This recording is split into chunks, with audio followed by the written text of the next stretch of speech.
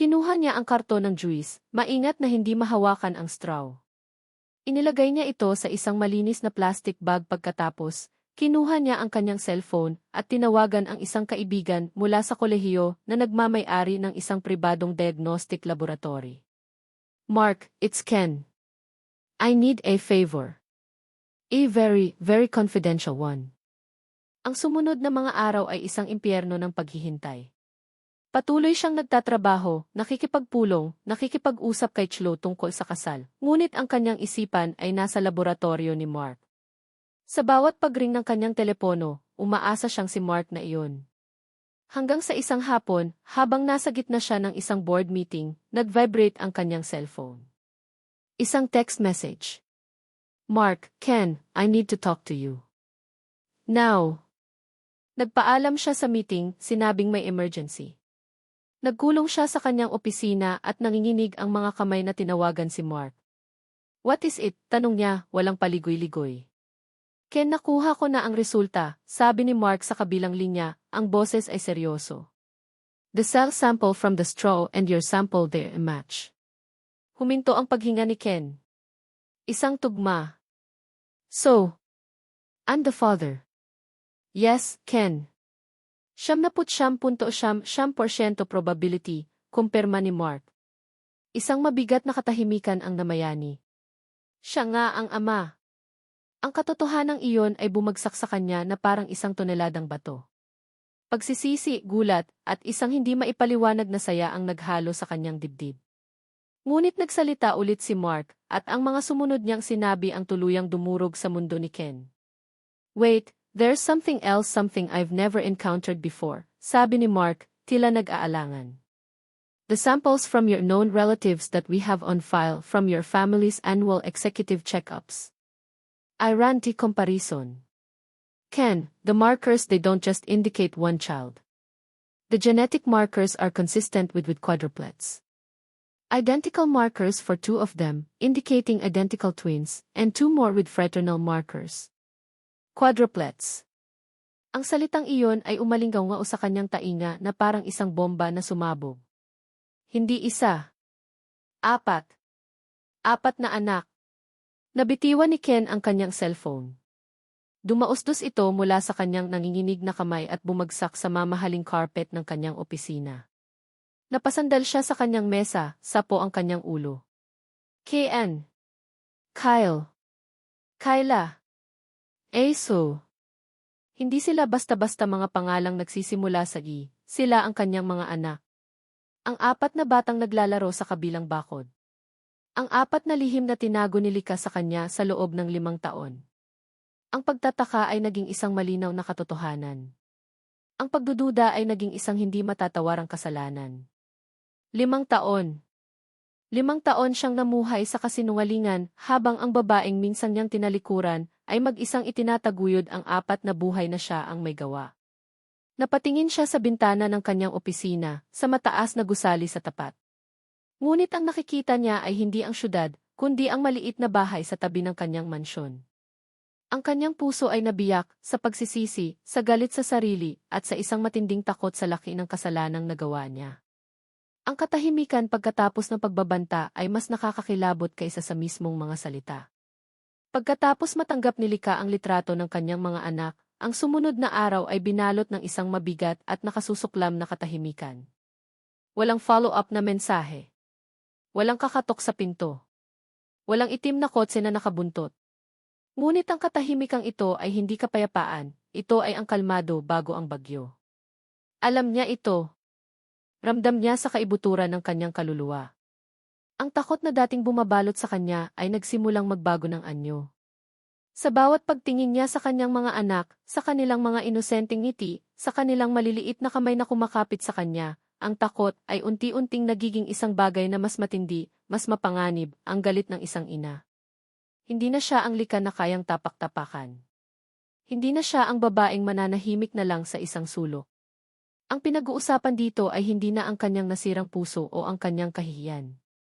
Ang buhay at kaligtasan na ng kanyang mga anak ang nakataya. At para sa kanila, handa siyang lumaban kahit pa ang kalaban niya ay ang buong mundo. Nang gabing iyon, gumawa siya ng isang desisyon. tapos na ang pagtatago. Tapos na ang pagtakbo. Panahon na para harapin ang bagyo. Pagkatapos niyang patulugin ang kekwad, maingat niyang hinalikan ang noo ng bawat isa. Nag-iwan siya ng isang maikling sulat para sa kanyang pinagkakatiwalaang kapitbahay na si Aling Nena, na may susi ng kanyang bahay, na nagsasabing kung hindi siya makabalik sa loob ng 2 oras, tumawag ito sa isang numero. Ang numero ng kanyang pinsan sa probinsya. Isang huling pag-iingat. Huminga siya ng malalim. Ang kanyang mga kamay ay hindi na nanginginig. Ang kanyang puso ay tumitibok ng mabilis, hindi dahil sa takot, kundi dahil sa determinasyon. Naglakad siya palabas ng kanyang bahay, tinawid ang maliit na espasyo sa pagitan ng kanilang mga bakod, at tumayo sa harap ng dambuhalang gate ng mansyon ni Kenjiro Alfonso. Walang alinlangan, pinindot niya ang doorbell. Ilang saglit lang, bumukas ang pinto. Nakatayo roon si Ken, nakasuot lang ng simpleng itim na t-shirt at gray na sweatpants. Ang buhok niya ay magulo, at ang kanyang mga mata ay puno ng isang emosyon na hindi pa nakikita ni Lika dati, isang pinaghalong gulat, sakit at pagsisisi. Ngunit hindi nagpatinag si Lika. Tinitigan niya ito ng diretso sa mata, ang kanyang baba ay taas noo. Ang babaeng dating yumuyuko sa harap niya sa opisina ay wala na. Ang nasa harap ni Ken ngayon ay isang leonang handang protektahan ang kanyang mga supling. Lika, bulong ni Ken, tila hindi makapaniwala na naroon siya. Kailangan nating mag-usap, Jimmy Alfonso, mariin niyang sabi, ang bawat salita ay may bigat. Bago pa man makasagot si Ken, idinugtong niya, ang kanyang boses ay may diin sa isang salitang nagmamarka ng kanyang teritoryo. Tungkol sa mga anak, Wei. Nakita niya ang pagbabago sa ekspresyon ni Ken. Ang gulat ay napalitan ng isang malalim na kalungkutan. Para bang ang mga salitang binitawan niya ay isang punyal na tumama sa target. Bumuntong hininga si Ken, isang hiningang tila naglalaman ng bigat ng buong mundo. Ang mga mata niya ay nagsimulang mamasa. Pumasok ka, sabi nito sa mahinang boses. Nag-aalangan si Lika, ngunit alam niyang kailangan nilang gawin ito sa loob. Pumasok siya sa malawak at malamig na sala. Ang lahat ay perpekto, mamahalin at walang buhay. Isang malaking pagkakaiba sa kanyang maliit na bahay na puno ng mga laruan at ingay ng mga bata. Humarap siya kay Ken, handa nang sabihin ang lahat ng kanyang sasabihin.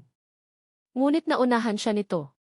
Alam ko na, Lika, sabi ni Ken, ang kanyang boses ay basag at puno ng pait.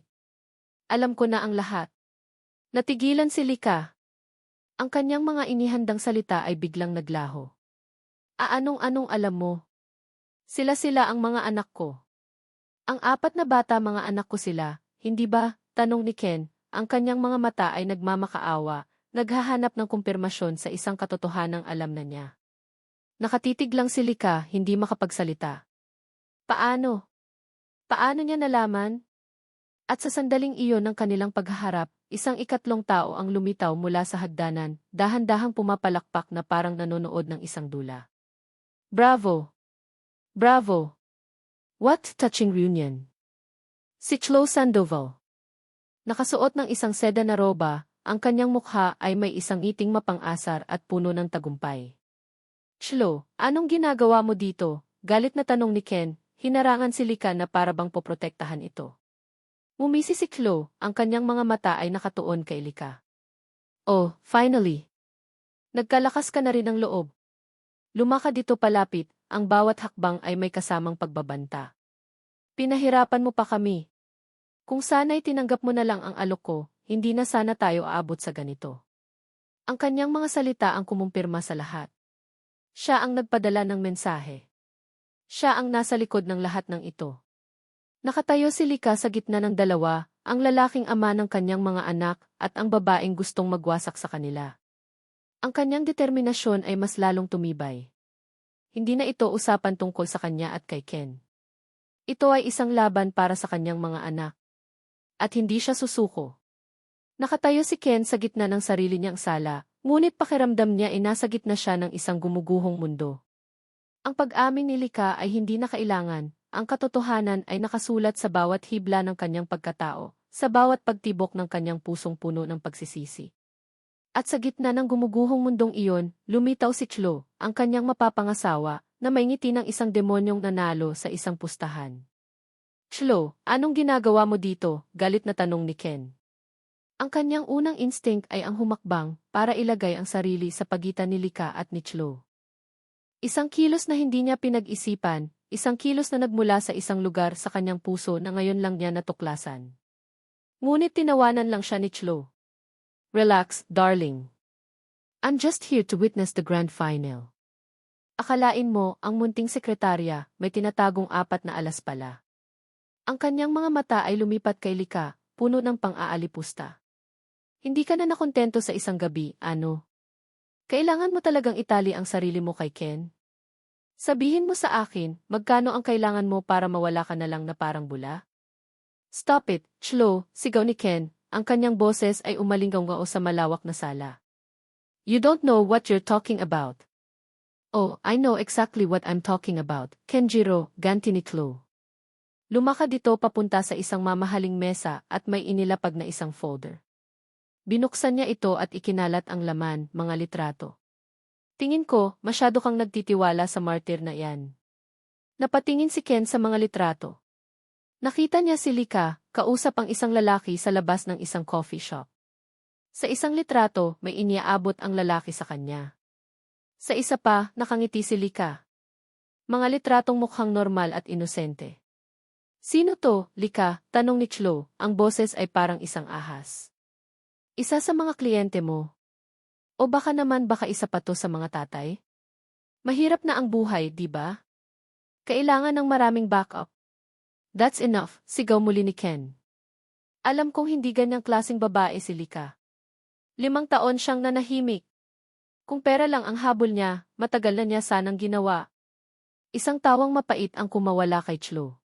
Talaga? Gaano mo ba siya kakilala, Ken? Ang alam mo lang ay ang isang gabing pinagsaluhan ninyo. Ang mga salitang iyon ay parang isang sampal. Tama si Chloe. Ano nga ba ang alam niya? Ngunit may isang bagay sa loob niya na nagsasabing kailangan niyang pagkatiwalaan si Lika. Paano mo nalaman ang tungkol sa kanila? Tanong ni Ken, ang kanyang boses ay mas kalmado na ngayon, ngunit mas mapanganib. Gaano mo nakatagal alam, Chloe? Isang matamis na ngiti ang muling sumilay sa mga labi ni Chloe. Ito na ang sandaling hinihintay niya. Ang kanyang huling baraha. Ang alas na wawasak sa lahat. Alam ko mula pa sa simula, Ken, pag-amin niya. Alam ko na kinabukasan pagkatapos ng gabing iyon. Napakunot ang noo ni Ken. Anong ibig mong sabihin? Ang gabing iyon, Kenny. Lumapit si Chloe, ang kanyang mga mata ay nagniningning sa tagumpay. Hindi ka lang basta nalasing. May naglagay ng gamot sa inumin mo. Isang business rival. At nakita ko. Nakita ko lahat. Nanlamig ang buong katawan ni Ken. Ang mga pira-pirasong alaala mula sa gabing iyon, ang pagkahilo, ang pagkalito, ay biglang nagkaroon ng kahulugan. At hinayaan mo lang, tanong niya, hindi makapaniwala. Ang ngiti ni Chloe ay mas lalong lumawak. Bakit ko pipigilan? It was the perfect opportunity. Kaya nang ihatid ka ng mga gwardya sa hotel, ako ang nagsabi sa kanila na iwan ka sa pangangalaga niya. Itinuro niya si Lika, na ngayon ay namumutla na parang isang papel.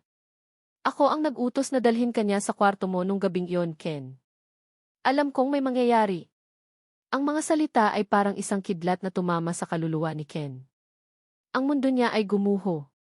Ang kahihiyan at pagsisisi na binitbit niya sa loob ng 5 taon ay hindi pala bunga ng sarili niyang kahinaan. Bunga ito ng isang kalkuladong plano. Isa siyang tau-tauhan. At si Lika. Napalingon siya kay Lika. Nakita niya ang pagbagsak ng lahat ng lakas sa katawan nito. Ang katapangan sa mga mata nito kanina ay napalitan ng purong sakit at pagkaunawa. Ang mukha niya ay puno ng pangingilabot na para bang ngayon lang niya narinig ang pinakamasaklap na katotohanan sa kanyang buhay. Ginamit mo lang ako, bulong ni Lika, ang mga luha ay nagsimula ng mamuo sa kanyang mga mata. Hindi ito para kay Ken. Ito ay para sa sarili niya. Para sa 5 taong pagdurusa na resulta pala ng isang maruming laro. Naramdaman ni Ken ang sakit ni Lika na parang sarili niya. Ang bigat ng kasalanan ay doble.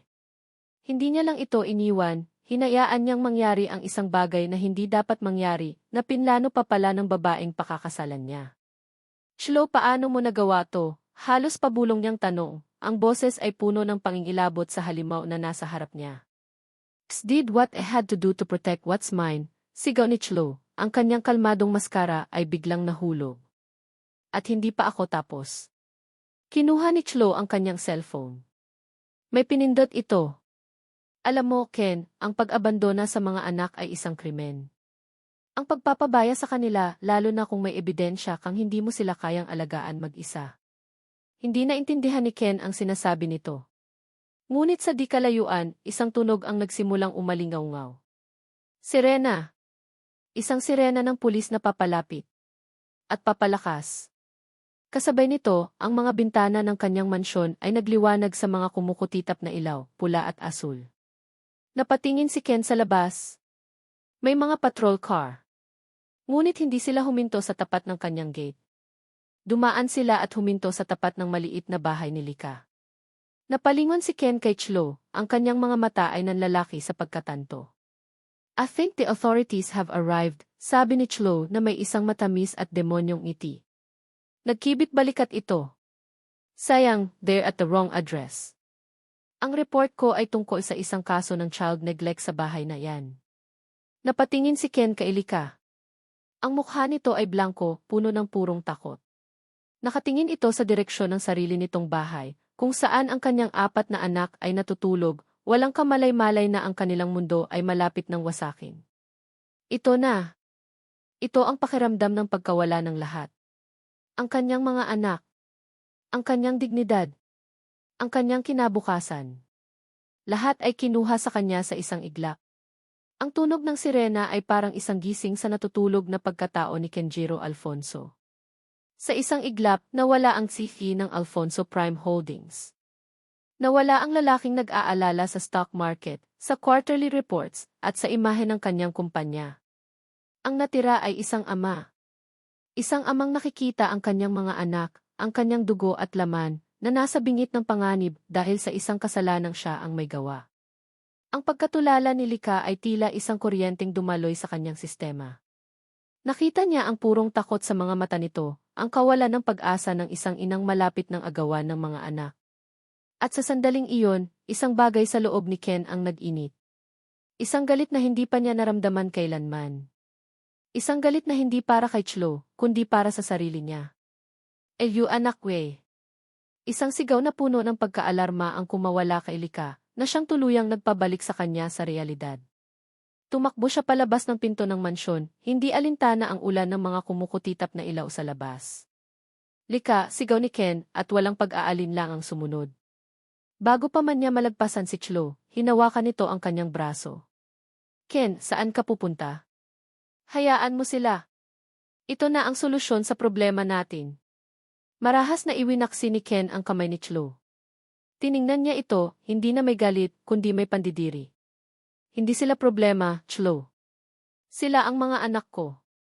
At ikaw, sabi niya, ang kanyang boses ay malamig at matalas na parang yelo, ikaw ang pinakamalaking pagkakamali ng buhay ko. Iniwan niyang nakatulala si Chloe at tumakbo palabas. Naabutan niya si Lika sa tapat ng sarili nitong gate, pinipigilan ng 2 pulis na pumasok sa sarili nitong bahay. Si Aling Nena ay naroon din, umiiyak at sinusubukang magpaliwanag. Hindi po totoo yan. Napakabuting ina ni Lika, sigaw ni Aling Nena. Ma'am, kailangan lang po naming sundin ang protocol. May report po ng child neglect, sabi ng isang pulis kay Lika, na nagpupumiglas. Mula sa loob ng bahay, narinig nila ang pag-iyak ng mga bata, ginising ng ingay at ng mga ilaw. Ang tunog na iyon ay parang isang kutsilyong humiwa sa puso ni Ken. Ako ang abogado niya. Isang malakas at otoritatibong boses ang pumutol sa kaguluhan. Lahat ay napalingon kay Ken na ngayon ay nakatayo sa tabi ni Lika. Ang kanyang t-shirt ay medyo basa na sa ambon, ngunit ang kanyang tindig ay matatag at makapangyarihan. Sir, sino po kayo? Tanong ng pulis, kinikilala ang mukha ng si. Hindi niya pinansin ang tanong. Kinuha niya ang kanyang cellphone. Isang tawag lang. Attorney Santos, I need you here. Now. Is my address. At dalhin mo ang buong legal team. Pagkatapos, humarap siya sa mga pulis. There has been a huge mistake. The report you received is a malicious and fabricated lie. At kung may isa man sa inyo na pumasok sa bahay na iyan at takutin ang mga anak ko, sisiguraduhin kong hindi na kayo makakapagsuot ng uniforme niyo ulit. Ang pagbabanta ay hindi pa sigaw, ngunit ang bigat at lamig nito ay sapat na para mapaatras ang mga pulis. Ang pangalang Alfonso ay may dalang kapangyarihan na hindi nila kayang banggain. Lumingon si Ken kay Lika. Nanginginig ito, ang mga luha ay patuloy na dumadaloy sa kanyang mga pisngi. Hinawakan ni Ken ang kanyang mga balikat. Pumasok ka. Samahan mo ang mga bata. Ako ang bahala dito. Nag-aalangan si Lika, ngunit nakita niya ang determinasyon sa mga mata ni Ken. Isang determinasyon na hindi para sa kumpanya, kundi para sa kanila. Tumango siya at mabilis na pumasok sa bahay. Ilang minuto lang, dumating na ang legal team ni Ken. Ang eksena ay mabilis na nagbago. Ang mga pulis na kanina ay agresibo ay naging maamo. Ang reklamo ni Chlo, na walang matibay na ebidensya maliban sa mga litratong halatang peke, ay mabilis na na-dismiss. Nang matiyak ni Ken na ligtas na ang lahat, pumasok siya sa bahay ni Lika. Ang loob ay kabaliktaran ng kanyang mansyon. Maliit, simple, ngunit puno ng init. Puno ng buhay. Sa sala, nakita niya si Lika, nakaupo sa sahig, yakap-yakap ang apat na umiiyak na bata. Sinusubukan niya itong patahanin. Leve, okay na. Mommy's here. Ligtas na tayo, bulong niya. Dahan-dahang lumapit si Ken. Lumuhod siya sa harap nila. Apat na pares ng mga matang puno ng takot ang nakatingin sa kanya. Ang kanyang mga anak. Hindi niya alam kung ano ang gagawin. Hindi niya alam kung ano ang sasabihin. Kaya ginawa niya ang tanging bagay na alam niya. Itinaas niya ang kanyang mga kamay at, sa isang kilos, niyakap niya silang 5. Sa simula, nanigas si Lika at ang mga bata. Ngunit naramdaman nila ang panginginig ng katawan ni Ken. Naramdaman nila ang init ng kanyang yakap. Naramdaman nila ang basang pumatak sa balikat ni Lika, ang mga luha ng isang amang puno ng pagsisisi. Dahan-dahan, ang pag-iyak ng mga bata ay humina. Si AC, ang bunso, ang unang bumitaw sa pagkakayakap kay Lika at yumakap sa lig ni Ken. Don't see Revi, mister, bulong nito. Ang mga salitang iyon ang tuluyang bumasag sa lahat ng pader na itinayo ni Ken sa paligid ng kanyang puso. Kinabukasan, ang buong mundo ng negosyo ay nagising sa isang balitang pumuputok. Nagpatawag ng isang emergency press conference si Kenjiro Alfonso. Walang nakakaalam kung para saan ito. Ang lahat ay nag-aabang. Sa harap ng daan-daang kamera at mikropono, tumayo si Ken sa podium. Ang kanyang mukha ay seryoso. Walang bakas ng sihi na nag-uulat ng kita. Ang nakatayo roon ay isang tao. I called this press conference to make 2 announcements. Simulan niya, ang kanyang boses ay matatag.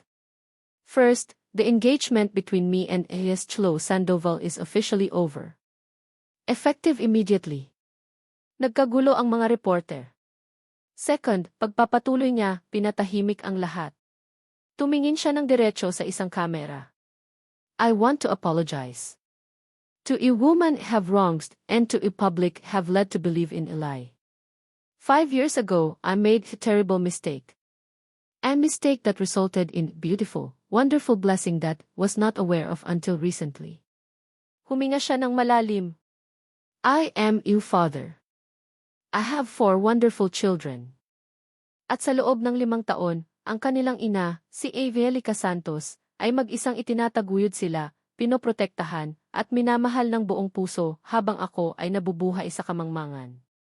Ako ang nagkasala, pag-amin niya, ang kanyang boses ay basag ngunit malinaw. Walang kasalanan si Lika o ang aking mga anak. At simula sa araw na ito, gagawin ko ang lahat ng aking makakaya, para itama ang mga mali ko sa aking mag-iina. Sa maliit na bahay, nakaupo si Lika sa harap ng telebisyon.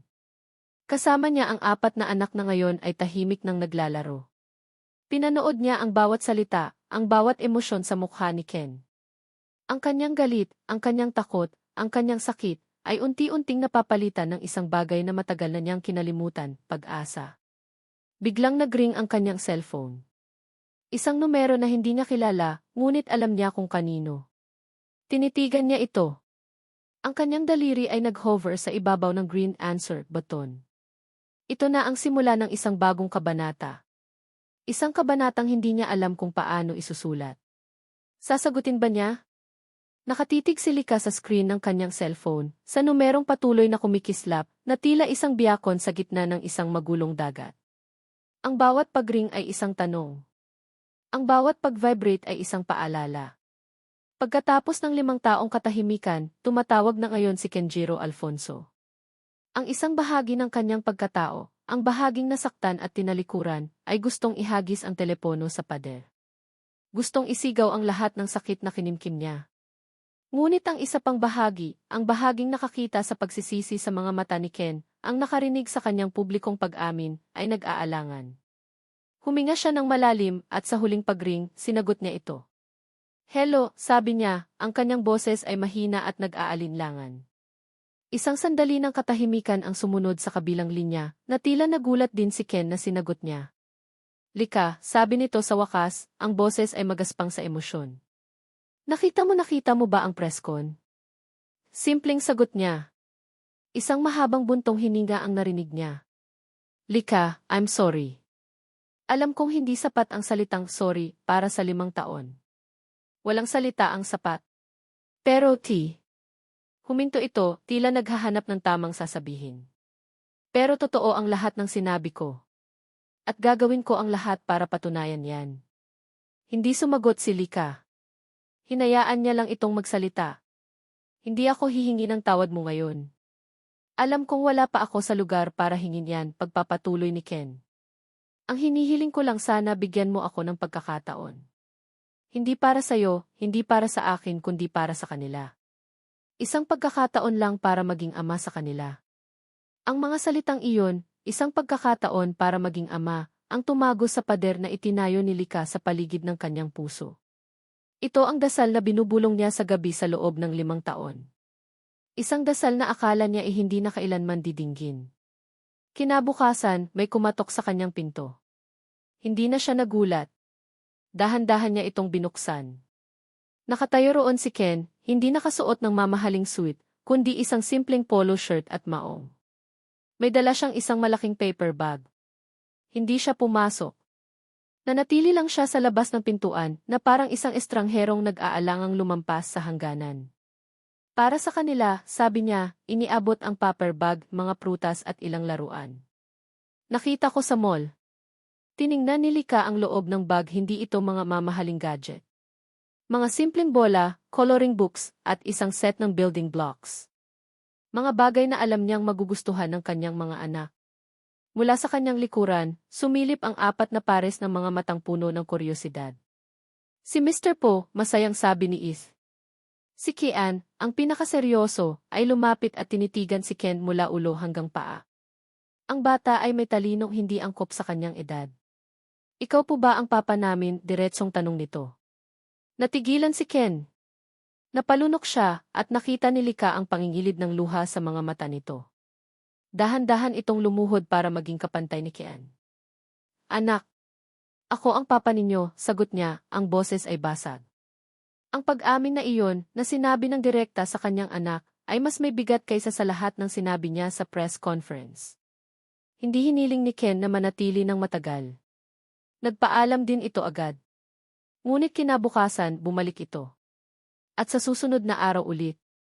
Ang mga unang araw ay puno ng pag-aalinlangan. Si Lika ay nanatiling tahimik at mapagmasid. Pinapanood niya kung paano sinusubukan ni Ken na kumonekta sa mga bata. Hindi ito perpekto. Minsan, hindi niya alam kung paano sagutin ang mga tanong nila. Minsan, nauutal siya. Ngunit isang bagay ang malinaw, sinusubukan niya. Totoo ang pagsisikap niya. Isang hapon, nakita ni Lika mula sa bintana ng kusina si Ken na nakaupo sa damuhan kasama ang kekwad.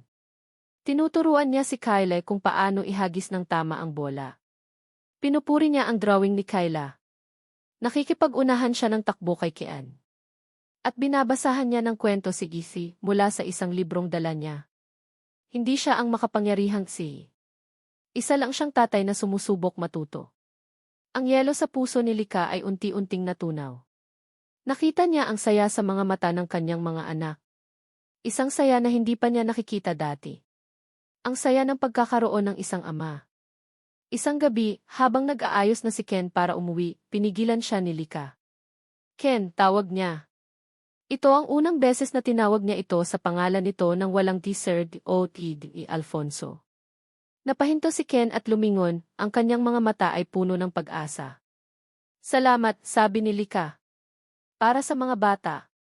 Isang maliit na ngiti ang sumilay sa mga labi ni Ken. Walang anuman. Kulang pa yan, Lika. Kulang na kulang pa. May gusto akong ibigay sa'yo, sabi ni Ken, may kinuha sa kanyang bulsa. Isang susi at isang nakatuping papel. Iniabot niya ito kay Lika. Nang bilhin ng kumpanya ang lupang iyan, turo niya sa kanyang mansyon, kasama sa nabili ang bahay mo. Legally, pag-aari pa rin ito ng Alfonso Prime Holdings. Inayos ko na ang mga papeles. Ibinabalik ko na sa'yo. Walang anumang kapalit. Ito ang tahanan mo, ang tahanan ninyo.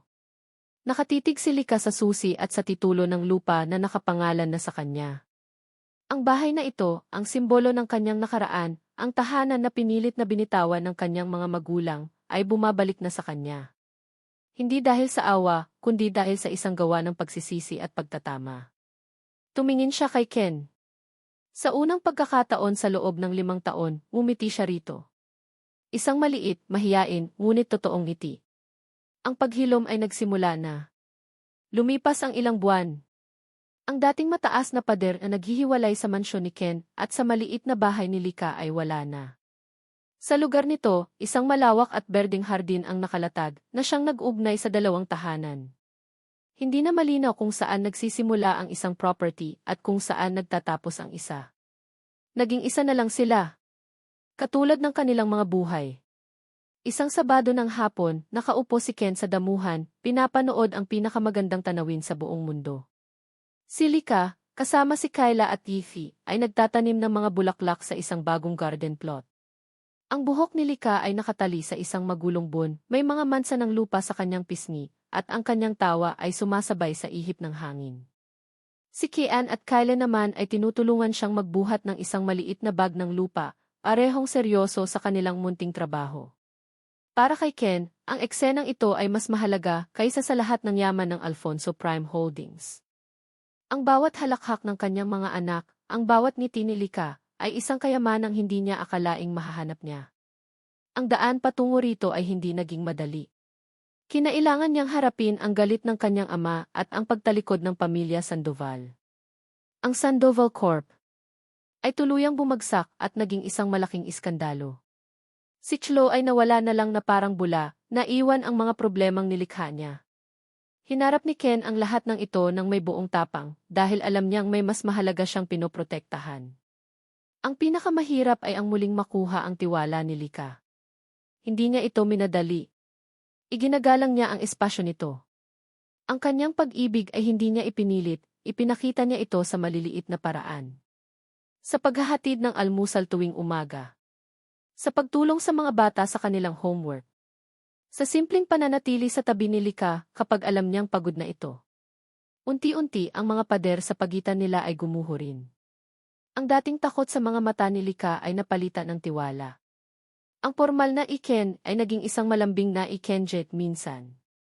At ang mga ngiti nito ay naging mas madalas, mas totoo. Papa, look! I-worm, sigaw ni Kyle, iwinawasiwas ang isang bulate. Kyle, yuck! Don't bring it near me, tili naman ni Kyla. Napangiti si Ken. Tumayo siya at lumapit sa kanila. Tumingin siya kay Lika na nakangitiring pinapanood ang mga anak. Sa sandaling iyon, alam na ni Ken na handa na siya. Nang gabing iyon, pagkatapos mapatulog ang mga bata, naupo silang dalawa ni Lika sa lumang swing sa hardin ni Lika, ang swing na naroon na mula pa noong bata ito. Tahimik sila, pinapakinggan ang tunog ng mga kuliglig. Lika, mahinang sabi ni Ken. Lumingon ito sa kanya, ang mga mata ay nagniningning sa ilalim ng ilaw ng buwan. Alam kong hindi ako perpekto, simula niya, ang kanyang puso ay kumakabog. 5 taon akong naging duwag. At sa nakalipas na ilang buwan, sinusubukan kong maging tatay na kailangan ng mga anak natin, at maging lalaking karapat-dapat para sa iyo. Hinawakan niya ang kamay ni Lika. Mainit ito at perpektong magkasya sa kanyang palad. Hindi ako luluhod dahil hindi ako hari na nag-aalok ng kaharian, pagpapatuloy niya. Isa lang akong lalaking nagkamali at gustong bumawi. Hindi ako mag-aalok sa iyo ng isang mamahaling singsing dahil ang pag-ibig natin ay hindi nasusukat ng kahit anong material na bagay. May kinuha siya sa kanyang bulsa. Isang maliit na kahon. Ngunit nang buksan niya ito, hindi isang diamante ang laman, kundi isang simpleng susi. Isang luma at medyo kinakalawang na susi. Ito ang susi sa mansyon sa bahay ko, sabi niya. At ito, hinawakan niya ang kanyang dibdib, ang susi sa puso ko, Lika. Matagal na itong sayo, hindi ko lang alam. Gusto kong ibigay sayo ang lahat ng susi sa buhay ko. Tumingin siya ng diretso sa mga mata ni Lika, ang kanyang sariling mga mata ay puno ng luha ng katapatan. Hindi ako magtatanong kung pakakasalan mo ako. Ang itatanong ko, Lika Santos, papayag ka bang buin natin, kasama ang ating 4 na anak, ang pamilyang Alfonso? Tumulo ang mga luha sa mga mata ni Lika. Ngunit hindi ito luha ng kalungkutan. Ito ay luha ng purong kaligayahan. Ang pader sa pagitan nila ay tuluyan ng gumuho. Dahan-dahan tumango siya. Kenj, bulong niya. Hindi na niya kailangang sabihin pa. Ikinulong ni Ken ang mukha ni Lika sa kanyang mga palad at hinalikan ito, isang halik na hindi tulad ng dati. Hindi ito puno ng pagnanasa o pagkalito, kundi ng pangako, paggalang, at isang pag-ibig na buo at pinaghirapan. Mula sa bintana ng bahay, 4 na maliliit na ulo ang nakasilip, nakangiti mula tainga hanggang tainga. Yay! Papa and Mommy are kissing, sigaw ni Is.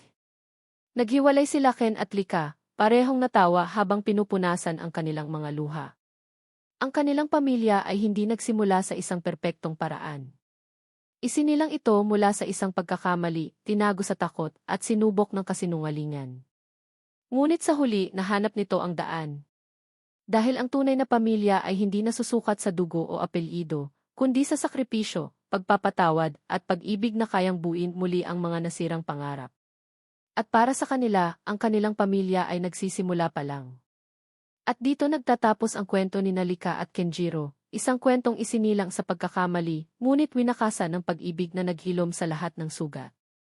Mga minamahal kong tagapakinig. Mula sa kaibuturan ng aking puso, maraming salamat. Salamat sa inyong paglalakbay kasama si Lika, Ken, at ang kanilang 4 na anghel. Ang samahan ninyo sa bawat kabanata, sa bawat pagpatak ng luha at sa bawat pagtibok ng puso, ang siyang nagbigay buhay sa kwentong ito. Habang isinusulat ko ang kanilang pagsubok, naramdaman ko ang takot ni Lika bilang isang ina at ang bigat ng pagsisisi ni Ken bilang isang ama. Naging bahagi kayo hindi lang ng kanilang kwento, kundi pati na rin ng aking sariling damdamin bilang manunulat. Nais kong iwan sa inyo ang isang munting paalala, ang pag-ibig ay hindi laging perpekto. Minsan, ito'y magulo, masakit at puno ng mga pagkakamali. Ngunit ang tunay na pag-ibig ay may kakayahang magpatawad. May kakayahang maghilom. At may kakayahang bumuo ng isang pamilya, hindi man sa pinakamadaling paraan, kundi sa paraang pinakatotoo.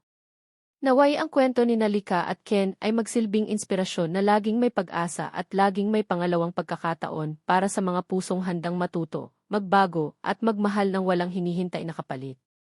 Muli ang aking taos-pusong pasasalamat. Hanggang sa ating muling pagsasama sa susunod na kwento. Kung may aral o damdamin kayong nais ibahagi mula sa kwentong ito, inaanyayahan ko kayong iwanan ito sa comment section sa ibaba. Nais kong marinig ang inyong mga saloobin. Paalam!